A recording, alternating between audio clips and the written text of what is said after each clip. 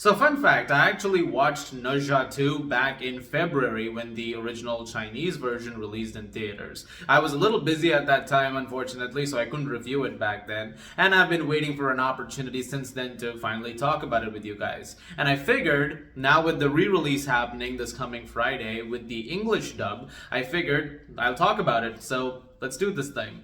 Ne Zha 2 is currently the biggest animated movie of all time, and it's probably going to be up there for a while. It's the 5th highest grossing movie in history with $2.2 billion to its name.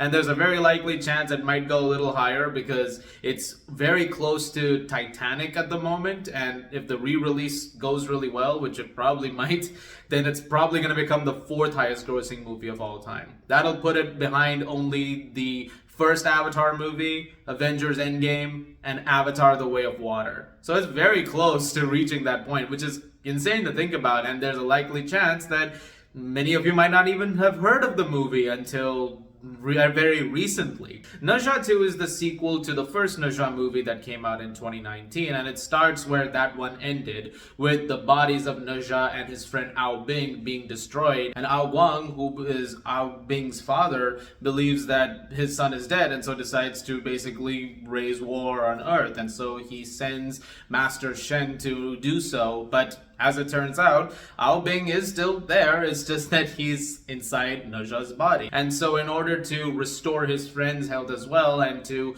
continue his journey of being a hero, he has to take on some trials in order to prove his worth, but also to be able to get all the, power that he needs in order to make, his friend come back again. I saw the first movie right before I watched the second one. I thought that was a decent time. It was very well animated, and there was some fun to be had. But I had no idea what to expect from the second movie, and I will confess I don't know a ton about Chinese mythology and folklore, so there were things that I was going into it without having all the knowledge in the world. But I went to go see it when it came out in February with a friend of mine, and it was completely sold out. And I kind of get where the hype is coming from, because this is a really, really great animated movie. It is beautifully done.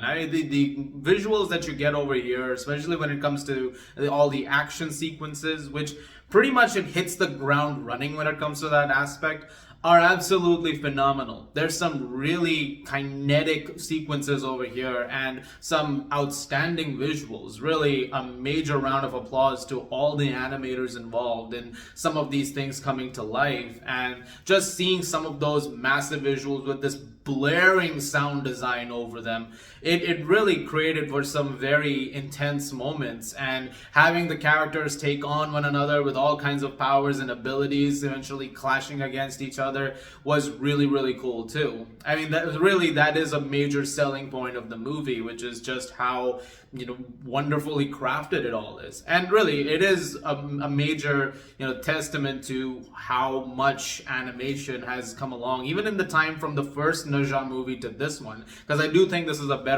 even better than the first movie was. The characterization that you get over here is also great. I mean, at the end of the day, you have to connect to Ne Zha and Ao Bing, and you have to feel that friendship between the two of them be as strong as ever, because as Ao Bing is inside Ne Zha's body, his soul is there, they also have to have that synergy in order to make things happen. And so as the movie is going on, seeing that come alive as well, and seeing the camaraderie between the two of them, as Ne Zha is also trying to defy this idea of him being a potential, this demon spawn essentially, and trying to be someone who can be always looked at as a hero. It leads to some great moments, some very profound moments, and I love what they did over there. And as he's going along on these trials, and he is meeting different opponents that he has to take on, but also understanding how each one of the situations that he's involved in, it's not as easy as like you're the bad guy. It's like there are things that have been built into this that make things a little more complex, and so fights can sometimes become a little personal as a result of that. I actually like that. The movie does give you some of that too, so that you understand their characters as well and where they're coming from and some of the decisions that they're making. and it just adds, more layers to everything. It doesn't just shaft them to the side while you're on this journey with Ne Zha, which I think is a really smart move on their part. There are a couple of moments in the beginning and the middle where sometimes it can be a little wonky when it comes to some of the humor, and sometimes there's a couple of scenes which do drag a little bit. It is a 2-hour and 26-minute long movie, so there were a couple of times where I felt like, it could have been a little better paced, but it never really bothered me past a point. Like, those were a few minor gripes that I had with it. Eventually, as the story progresses, even some of the wonkier humor elements kind of went to the side, and the movie gets a lot more serious. In fact, the back half of the movie is a bit dark, and things happen along that journey where, especially at one point, Ne Zha witnesses something that is horrific, and he decides to do something about it, and how things progress after that into the third act, which is this big 45-minute epic battle. It's really, really great. Speaking of that final act, I mean, even if you have some issues every now and then with the first and second acts of the movie, that final act is some of the best animation of the year. It is extraordinary, and that alone is worth the price of admission. And it is worth seeing on the big screen, and just seeing this, big clash take place is really remarkable. I'm not gonna try and spoil too much about that final battle, but it is riveting stuff. And speaking of the humor, that's one thing I want to touch on. There were a couple of things which I did laugh at quite a bit. There's this one sequence, one of the trials, I think it's the first trial, where Ne Zha has to, showcase how strong he is by taking on the marmots. And the marmots have this thing where, they're, not really paying attention. And so he knocks over one's food, and the marmot just screams.